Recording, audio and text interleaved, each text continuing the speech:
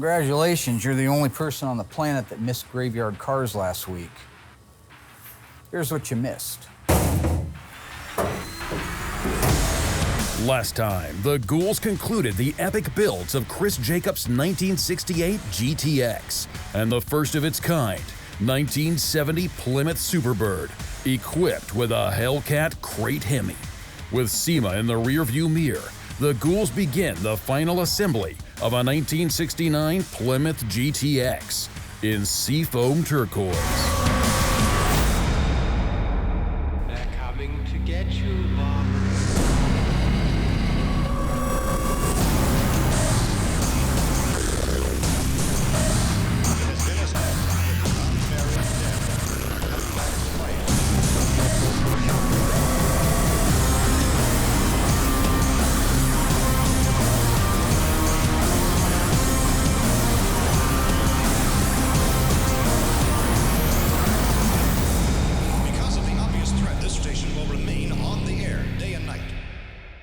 Just working on ordering some parts right now for our 426 Hemi for our 66 Hemi Charger.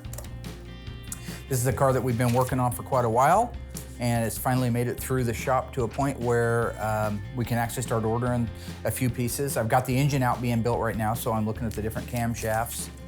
And after that, I'm gonna put in a body order with Classic Industries and be interrupted by my wonderful daughter, Alyssa. Hi. Hello, Alyssa. Hey, I have a gift here from New. How you doing? Is that really still your background? Really? The silver hammer. It's pretty cool. Oh, wow. Wow. Look at that. Oh, Isn't that's that cool? cute. We've got the light in the box. How cool that Oh, is. wow. For you. Look at You don't that. deserve it. A 420. Oh, Isn't it's that actually cool? a ring. Yeah, Oh, God, it's that's a great. ring.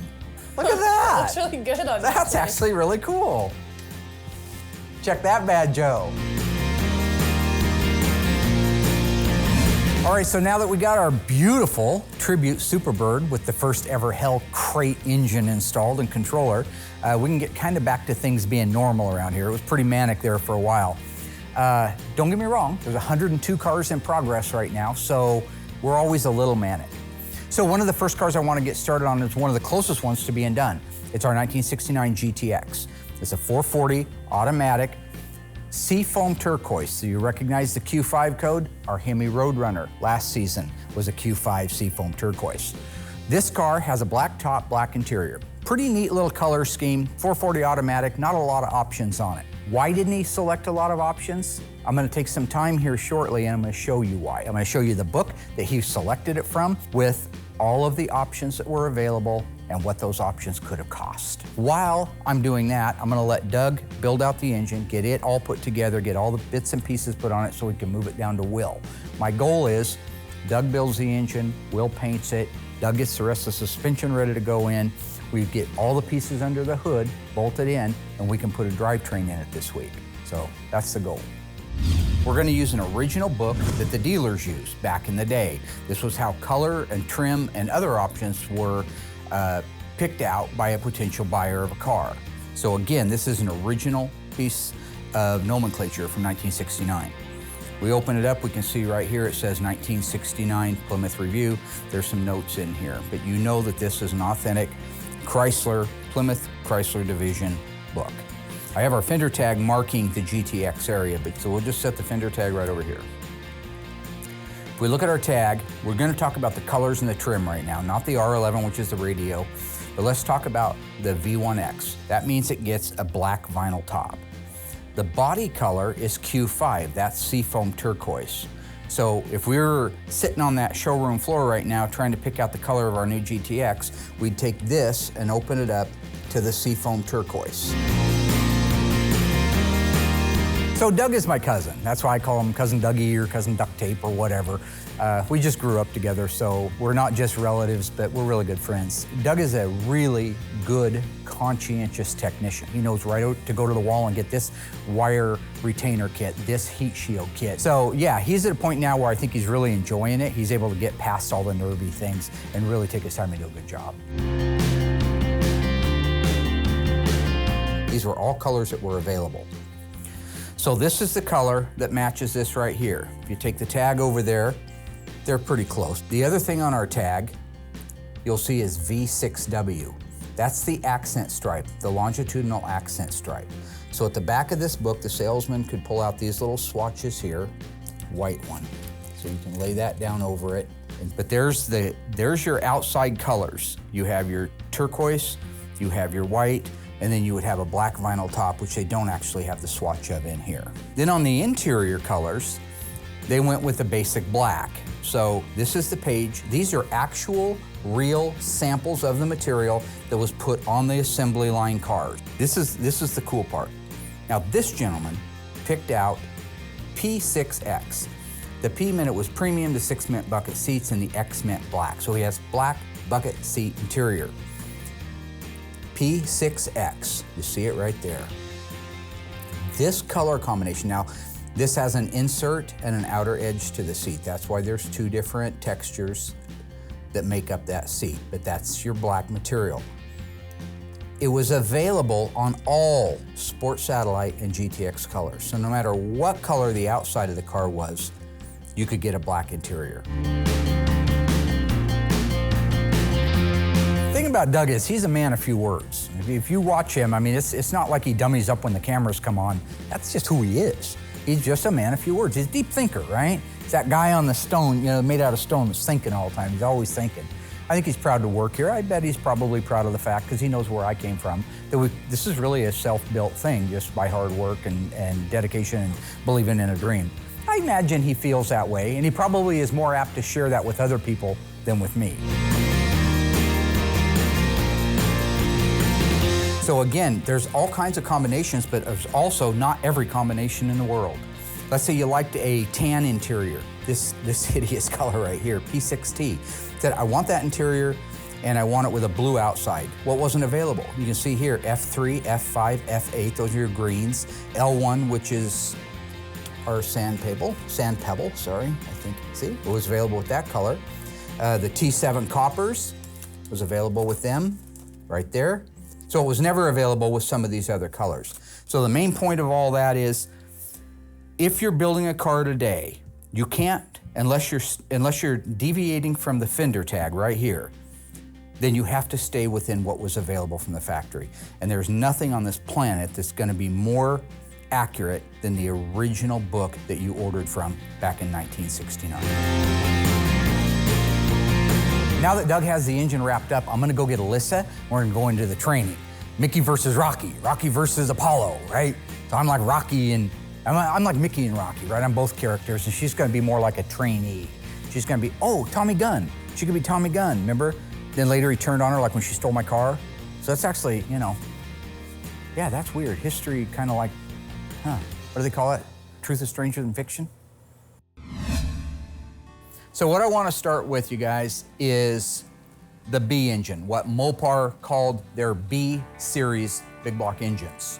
What we're doing is we've got some 440s, 383s, 426 Hemi short blocks that we're getting ready to build out. I thought this might be a good opportunity with everything laid out to be able to walk Alyssa through how to be able to eyeball a B engine from an RB engine from a 426 Hemi. So we're gonna talk about that. I stand corrected on one thing on the B engines just because I'm kind of anal retentive about this. I want to point it out. I mentioned that there's the 361, the 383, and the 400 are B engines. In 1958, and all of you Christine fans will know this, they introduced the B engine, and it was a 350 cubic inch called the Golden Commando with the inline dual fours available on it. That was the engine that Christine had in it. So technically, there were 4 B engines. Just the odds of us actually working on the 350, I think, is why I omitted it. But I'm willing to admit when I make a mistake. So 361, 383, and 400 are your B series engines. Okay. 361, 383, and 400. Okay. Okay, now let's just And move. this is a 383. And this is a 383, because remember here on this pad, you've got D383. When you see the D right there and the 383, you're gonna start with 1965 had an A. 1966 was a B, 1967 was a C, 1968 was a D, 69 was an E, and 70 was an F, and on up through the alphabet. 71 would have been G. So when you see D383, that date is not the date this was cast. That's on the side of the block in raised lettering. Okay. Stamped into this is the date that the engine was assembled. The long block assembly was done. So it was intended to go in a 68 model car. Now this is the one that, for the most part, most of the cars that we have here are RB series engines. Then the other big block that they've got is the legendary Elephant, the 426 Hemi, which could never, ever be mistaken with a 440. The main difference when you look at these are a couple of things. First off, you notice they both have this machined off pad right here. Yes. You see this area here? What does that read on there? 440. What's in front? F. 440. So what year is that engine? 71? It's still a 70. Okay. The alphabet's still working the way it did when I was I think in it was my school. math that was off a little there. I think it's stressful. It's like the McMetric system at McDonald's. Remember when they introduced the McMetric system? You did good. Thank you. Okay, this one also has the machined off pad, but on it, what does it read? You're only asking because you can't see, huh? 3H420? If that wasn't a 3 and we know it has to be an alpha, what is it? Probably a B. Okay, so it's a 1966 426 Hemi, and that's actually what it's going in, is a 66 Hemi Charger. So on our 426 Hemi, you've got, let's just take the #2 main journal, this one right here. Great big bolt, great big bolt. That's what you see over here on the #2 main journal of the 440. That's it for the 440. That's all that holds that crankshaft in the saddle, is those two bolts. You go to the Hemi, which is a high performance, meant to go fast, later went into drag racing, ran nitro on them, and these things were born to boogie. They not only had these two here, but they also had a cross bolt. This also was the extra webbing in the block and the extra strength to hold this bottom end together under blunt force trauma, like maybe the backfire of a blower or something like that. So we're just getting started on the tutorials. Absolutely thrilled about this because it's a chance for me to share some of the things that I know that they should know, and maybe in Doug's case he does know. It's also cool because right on topic, we're gonna be putting an RB 440 in our 1969 GTX. So this is a great opportunity for her to really soak up some good knowledge. Right after the break, Alyssa provides us with some history on the Plymouth Cudas. Dave answers questions you've sent in. And Mark pulls out the Dave Weiss book to teach you how to find the correct OE bolts for your at-home restoration.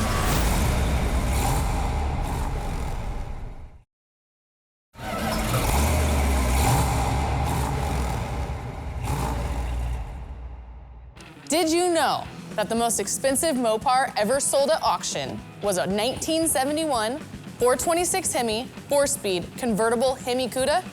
It sold for a whopping $3.5 million. It's true. I mean, you can Google it.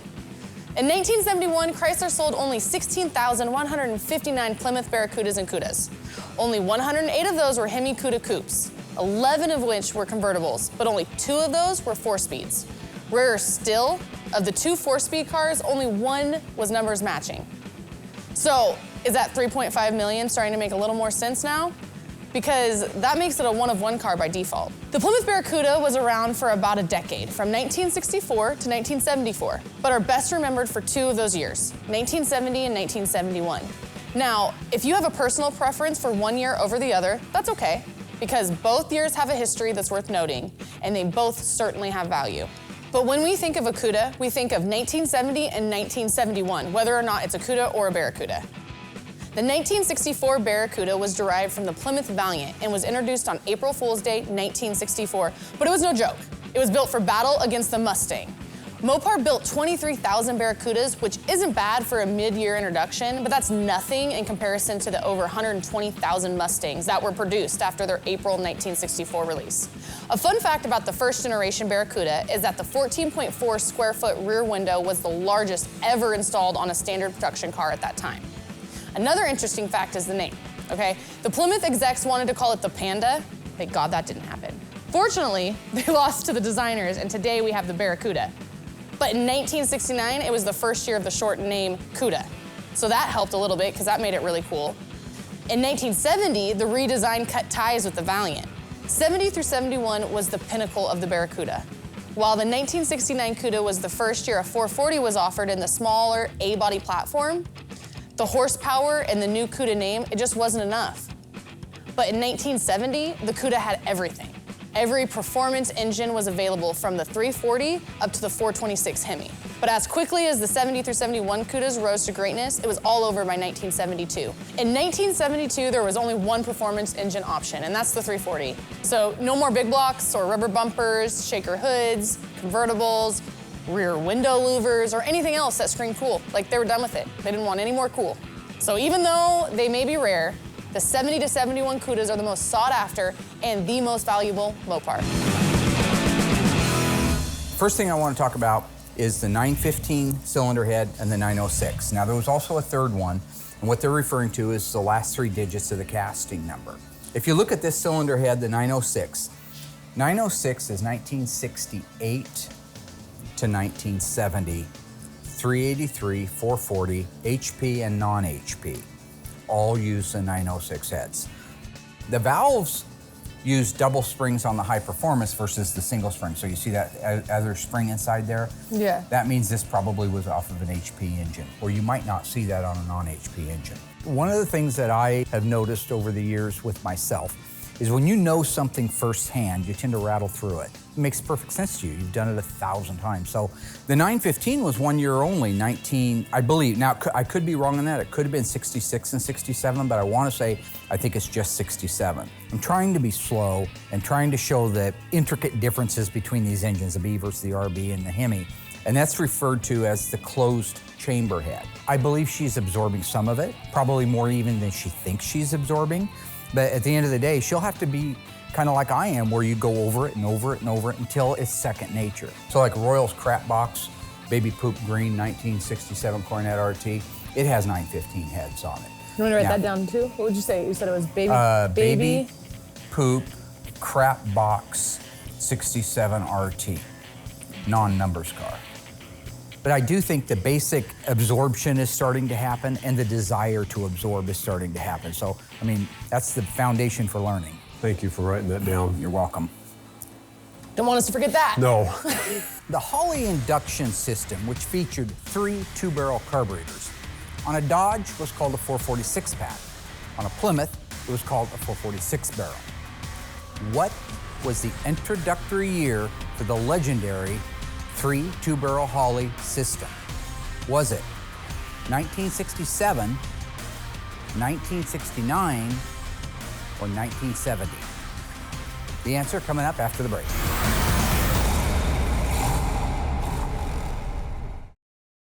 All right, Ghouls, how did you do? What was the very first year, the model year, that the 446 pack was introduced, the multiple Holley carburetor? The answer is 1969. As a matter of fact, it's referred to as the 1969 and a half Roadrunner and Super Bee. That was the first time the induction system showed up.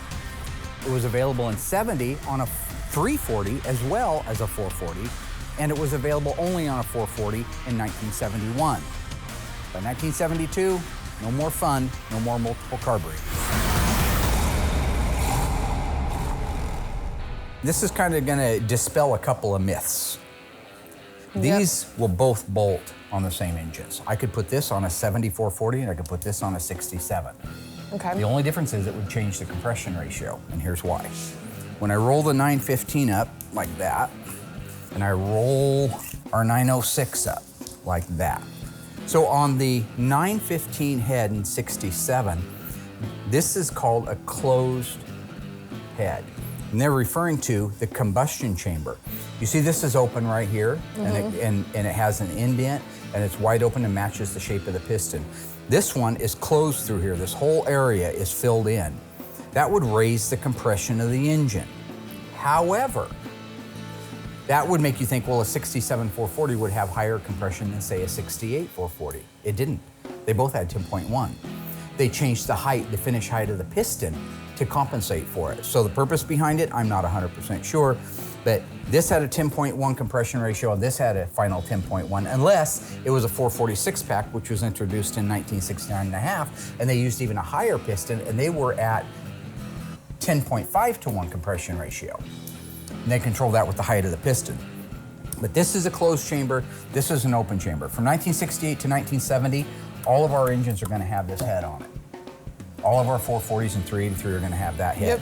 In 1967, if we ever work on a dung box like Royals, it's gonna get that one. Okay. Okay? It's been taking a little bit longer with Doug and Alyssa on the differences in the engines, but that's okay. I think they're absorbing it. Like I say, it's just a little bit longer than I had hoped. In my mind, I don't mind taking longer. Normally it's just fine. I still want to get my drivetrain in the GTX, so if we can wrap it up, that'll be a good thing. That bad boy, that mother Is that the Hemi? That's the 426 Hemi. Notice the size of it. Let's just take that little critter right there, and let's just take these. These both have the same footprint. So let's put the 915 up next to it. Well, it's like two of these. Yeah, literally.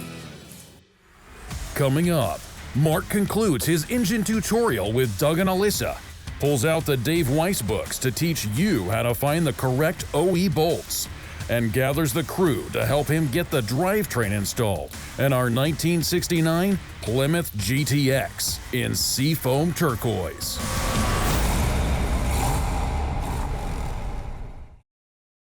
Hey guys, Dave here, Graveyard Carz. I'm the assembly tech here in the assembly room. We had a lot of fans send in a lot of questions on the internet, so I'm gonna answer a few of them. Here we go. This one's from Scott from Facebook. He asks, I'm restoring a 1971 Charger 500. I find it difficult to find certain parts. What do you do when you can't find a part for cars? To answer your question, we find it really difficult to find parts too. Mark is constantly on eBay trying to search parts. And of course, there's Tony's parts. Tony has a great selection of parts. But eBay, I think, and the internet, a lot of these Dodge and Mopar websites have a great forum column where you can kind of write in want ads and stuff when you're looking for certain parts. So you really got to do research and use that internet. That's what we do. All right, I got one more here. This one's coming from Steven or Stefan, I'm sorry if I got that wrong, off of Facebook. And he asks, what were the differences between the 1966 and 67 Chargers? Okay, there's a few on there. As you know, the 1966 and 67 Chargers, first generation, had that fastback. It's kind of a love-hate. People either love them or hate them. But the differences between the two was the center console. In 1966, the center console was super cool. It ran the full length all the way down through the back seat, had the full length going all the way back. In 67, they actually shortened that up and they cut it off. So right behind the front seat is where the console ended, the center console. Another option was in 1966, you had an option of getting fender-mounted turn signals. In 1967, they were standard having fender mount turn signals. And then a big difference would be in 1967, they added the 440 HP, the 440 Magnum engine in 1967. It wasn't available in 66. So there's your differences. And of course, they had some wheel cover differences as well. But those are the three main ones. Hopefully that answers your question. And it's been fun. Thanks, guys. Take care. So far, Doug has built out the engine for Manning's GTX, while Mark taught us what options were and were not available during that time. Now, Mark concludes his engine block tutorial for Doug and Alyssa to be able to refocus efforts to get the drivetrain installed in our 1969 Plymouth GTX in Seafoam Turquoise. So this engine is for our 69 GTX, Manning's Seafoam Turquoise car out there. Oh, okay. You see that bolt right there? What's the little identifying mark at the top of it? An anchor. That's right. Okay, these are the correct bolts that hold the valve covers on. Probably from 68 to 70 at least, maybe even into 71, I can't be positive of it. Out here on the outboard side, you see that this is a stud and not a bolt. That was to align the valve covers on the assembly line. Rather than using a bolt, they just threw it down over this and they had automatic alignment. There's a stud here, a stud at the back, a stud there, and a stud at that back. All right. Should be that easy, Doug. You see this bolt right here? Yeah. What does it say? TR. No, it doesn't say anything. It reads TR. Malice, Alec Baldwin, Nicole Kidman. I guess I'm an entertainer. I'm a friend first, a boss second, and an entertainer third. Okay, that is the correct bolt to hold the intake manifold on this engine. Okay. So these are the things I want you to begin to absorb. Gosh. With that, class is adjourned. Oh my God. I know that I'll never be him and never probably be where he's at because, he's insane with the way he memorizes stuff, and I just don't have a memory like that, but I'm gonna try as hard as I can. Can I go to work now? Can I go home? Yeah.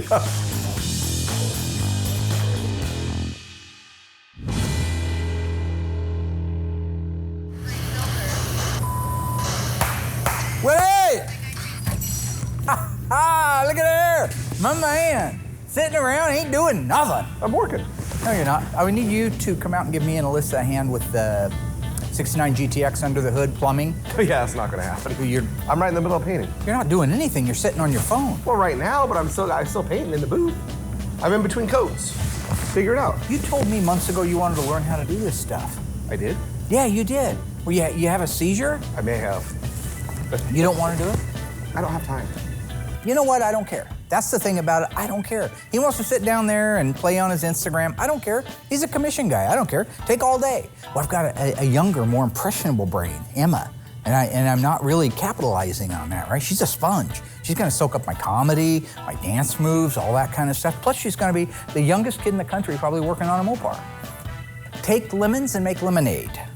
It's called a lesson. Emma! G-Paw needs ya.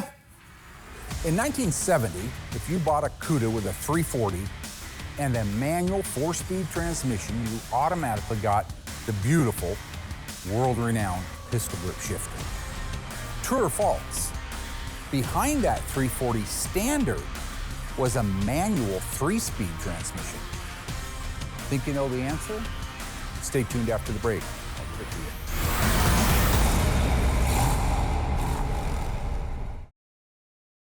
So, true or false? If you had that high revving little 340, would it have come from the factory if you didn't option up just a 3-speed manual? The answer is true. That's exactly right. Same thing for a 383. It would have been the base entry level, would have been a 3-speed. However, most people optioned to go up to the 4-speed, which gave you the pistol grip 4-speed, the reverse light on the dash, which was super cool, and just all around better performance. So there you have it. Just because it was cheap doesn't mean it was cool.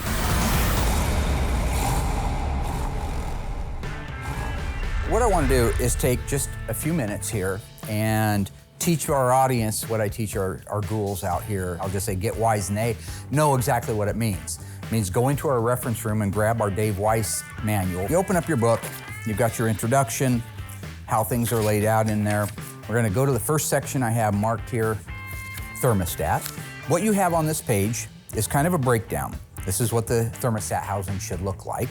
These are what the bolts should look like that hold the thermostat housing in place. According to Mr. Weiss, the bolt that holds that housing in place is 3/8 in diameter, 16 means it's a coarse thread, and it has a 1-inch overall length. They show you here where to measure that at. Here's the bolt specs.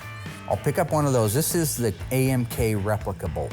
If you look carefully, you'll see that the new replica bolt isn't as tall in the head as the factory original one. Main thing we want to make sure is that Dave is right. And I ended up with, at the very end of the thread, 989 thousandths. So 1 million is an inch. So right there is exactly what he's calling for, which is your 1 inch. We know that it's a 3/8 thread. You can always double check it if you want to with your calipers. And we end up with almost 400,000, 397 thousandths. That's our 3/8. So we know that is exactly the correct bolt. Dave has the Highland bolt on the left, and then he has another version that could possibly happen here on the right. This has got a D on it. He has pulled some engines apart that have that D in it. So if you're pulling an engine apart and it doesn't have the Highland bolt, but you swear it was an original, you could use that bolt right there and you'd still be correct. So again, there's a lot of knowledge right there that's really helpful when you put one of these cars together correctly. Those are all the fun little parts of what we call around here getting wise. So we'll catch you on the next one. Hi, Doug. Will, I got a 69 383 engine for Manning's GTX that needs to be painted right away. What do you mean right away? Or right now. See, I have it out here on the forklift right now and it's raining outside. well, Doug, I was gonna paint all this stuff for Dave first, so I got time for that. Well, can I bring it in here? So basically, I just need to drop what I'm doing, pull all this stuff out, and get a motor in here for Mark. Is that a problem? Well, yeah, it's a problem, Doug. Odd dude, weird to talk to, can't get any answers out of. So that's Doug. Good luck in life having a discussion with him. So you need this back today? No. I just need it painted today. Doug, What? you're exhausting. I know. It's very simple. You said you need it painted right now. Yeah. Okay, so you need it today.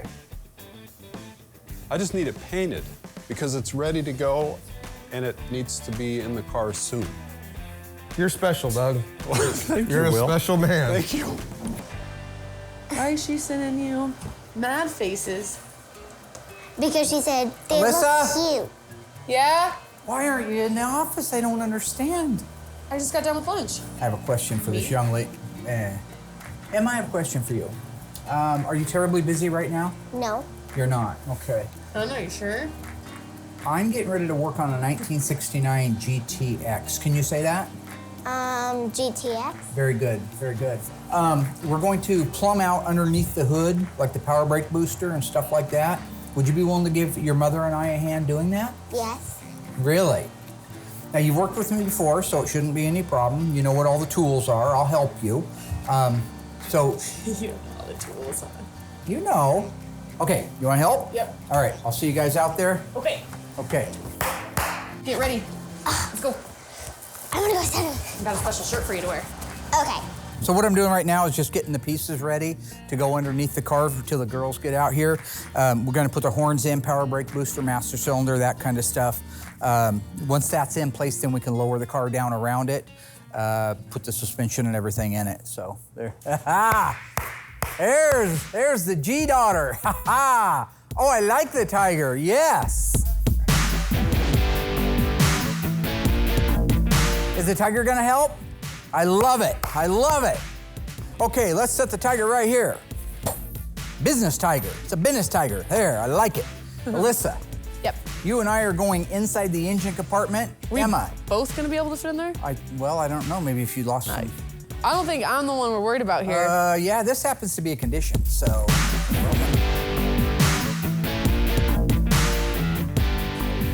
All right, before we get started, I am not Vern Troyer. Can you raise the car up in the air a little bit so I can stand up and not be hunched over? That'd be Sure. great.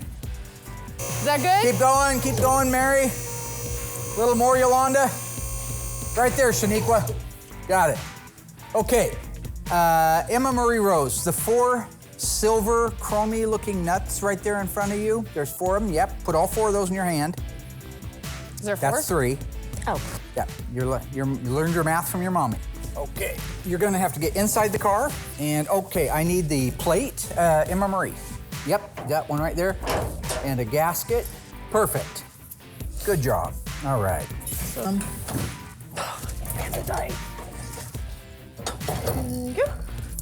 All right, if you've got the nuts started, is that true? Yes. Go ahead and tighten them down, and I'll hold it in place. Okay. It's about as tight as I can get them finger-wise. Well, no, use the electric. Oh, okay.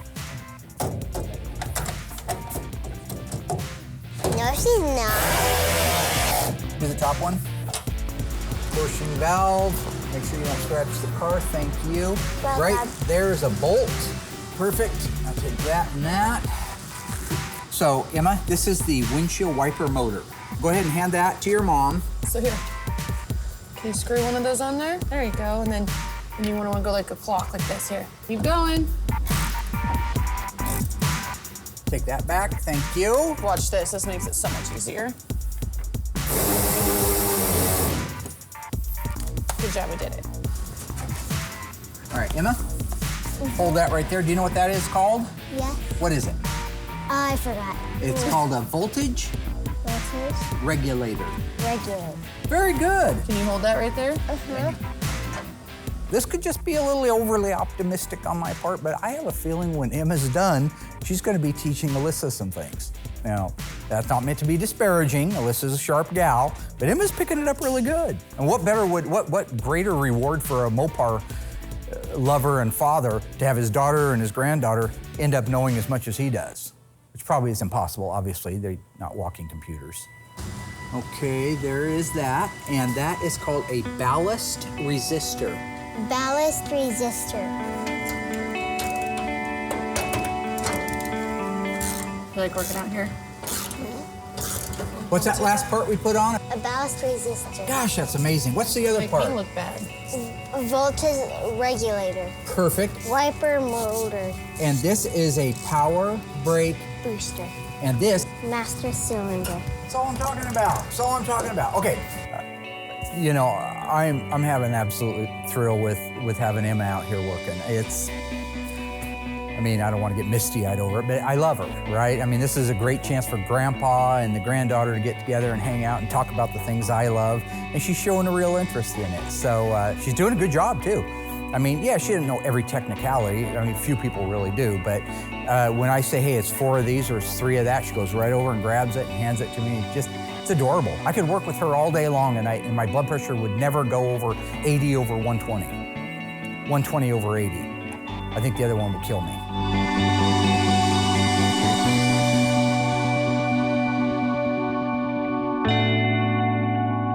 Okay, honey, this is the last part we gotta put on.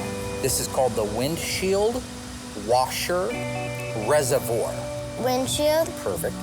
Washer. washer, reservoir. Beautiful. Look at that. See, I started too late with you. That's the problem. She's already got it. She's 6. She's already got it. Hand that to your mother. I'm 7. Whatever. Yeah, Grandpa. Okay, you know what? I'm trying to look out for you. One day you're gonna say, I'm only 54 instead of 55. Trust me, it's gonna happen. All right, you're doing good. Spike the camera like Grandpa does too. Okay, Emma, good job. You put the necessary pieces on under the hood of a 1969 GTX. What is this car? GTX, What year is it? 69. Very good. Good. First 4 characters of the VIN? Yeah. Why do you do that to me? So Emma and I and Alyssa just finished working on the 69 GTX. Well, how do you think it went? Good. Yeah, I think you did pretty good. You know, for your first time really turning wrenches, I think you did pretty darn good, to be honest. You know how to give everybody the look? Let's try to look right at that camera over there. Right there. 3, 2, 1. So we're doing really well on the GTX. This is our 69 440 automatic Q5 car, another seafoam color. Very neat car, very rare, very desirable. Remember, this is a numbers matching drivetrain. So this is a really neat car. The gentleman's father bought it brand new. And so I'm really excited to be at this point. We're finally ready to put the drivetrain in it. We can get the wheels and tires on it, lower it down, roll it forward, and then Dave can finish putting the interior together. So we're getting really close to having that one done. That's a very good feeling, and I know the owner's gonna be thrilled too. I don't anticipate anything going wrong. I mean, these guys have done a couple of them with me, so I think they've got it down now to a point where, yeah, I've got them loose for a reason. So they're easier to go in, They're you have more loose, so you slack. can line up the front. I take that back. Yeah, there's a lot that could go wrong. Okay. Let's slide that thing down here. Okay, Now, well, there's a car here we don't want to scratch, and one behind you. Let us know when we can go. Come on down. I plan on going around the light this way. That's fine. Was that your plan? I want you to come right down here Okay, now. and right through there. Oh, sweet, dumb. Don't scratch. Oh, don't hire the car though. Whatever we do, let's not do I that. won't hire the car. I won't hire the car. Hire the That car doesn't meet our hiring requirements. Let me go up with the car a little bit in the air. You raise. We're gonna hire the car. whatever, you guys. Let's just get And that's what I got for my That was funny. You're not 100 grand worth of education. I use that word a lot. I'm sure you do. Okay, I hired the If I'm car. not high enough, I try to get hired. Thanks for hiring. Yeah, See your what I'm car's saying? hired. So let's go put it in. Perfect. Oh, let's not. Sweet.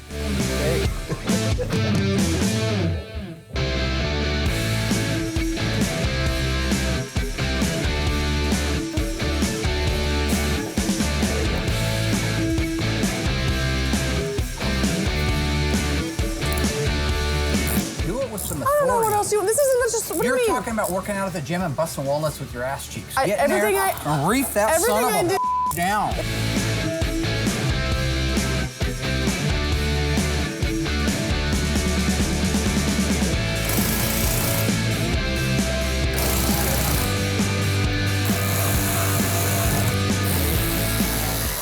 Okay, let's stop and line up these front K-member holes. Remember, Alyssa? Hang on, you crazy baboon. I didn't do anything. Let's go forward a little bit. Right there. Perfect. We're gonna want these up out of the way, over to here as far as they'll go. That's a perfect alignment. That might be the best one we've done yet. You're welcome. Thank you, buddy. That was a thank you. Well, the lifts are getting good. Okay, we're really close here. Yeah, going higher. Kind of higher it up. This is scaring the. Okay. Higher it up here.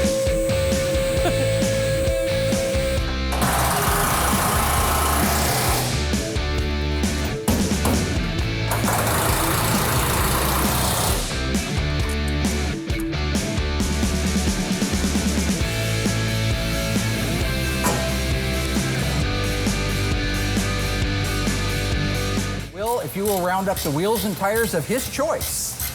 He's going with a 68 style wheel that's been widened a little bit. I'll grab them. We're in the machine shop. They got I think they got a TA on them, TA radial. Now, in fairness, when you look at these wheels and tires, they're on a car and they're rolling down the road, you don't realize they weigh something. That's a big wheel and tire. That's a 275 on a steel rim that's probably 8 inches wide. There's a lot of weight to it. Don't be stupid. What took so long? Are you gonna put the small ones on the back? Cracking walnuts with your ass? Oh shit, she almost went back. She just does ass squats because somebody out there in TV land told her she had a fat ass. Thank you for that. So all she does is ass squats at the gym. So she don't have this upper body. Oh, okay, yeah. Like me, I'm a push-up man. You know, I like to go vertically upside down, just do push-ups all day. So yeah, I had to go help her out. Don't act like I'm not helping. Well, you aren't. You're making it worse.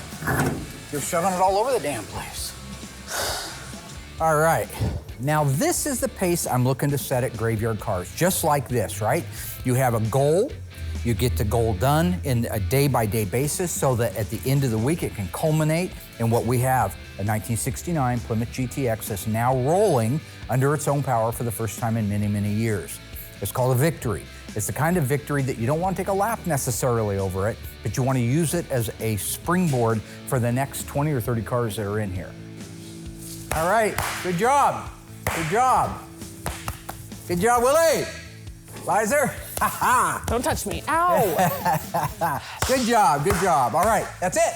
With that, ladies and gentlemen, we are ready to start putting the rest of the interior together. Wow. That does we look do cool, here. though. Look at that black stripe. The A-team. That's cool. The A-team. Yeah, that's good. Say something funny. See, you're not a natural comedian like me. There's only room on the show for one, Dad. You done? I'm done.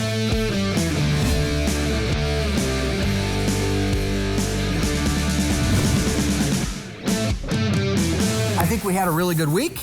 Would you say we had a good week? You helped out a lot. I want to thank you very much. Well, Doug got the engine and the transmission and everything ready to go in the car. Then I was in big trouble. I had to go to the E-Meister General, Echo Bomb 3000 I call her, Emma. And she helped me put the engine compartment together with her mother, Alyssa. And I think that went good. We had a helper that day. What was the helper's name? I haven't named it. You haven't named it? Can we name Mark?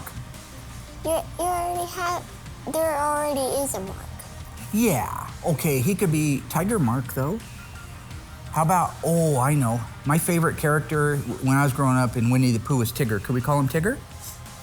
Tigger it is. Tigger helped us put together the engine compartment on our GTX. And once we had that done, we were able to bolt the drivetrain in, lower the car down, and roll it forward. What do you think of the dance moves I've been working with you on? Hilarious and funny. We got busted to move, you gotta come down like that, right? And busted to move over here like that. Out. Now you're getting the groove. Each morning I wake up. I put on my makeup. And I say a little prayer for you. Forever and ever, you'll be in my heart. That's number one right there. Rock and roll, everybody.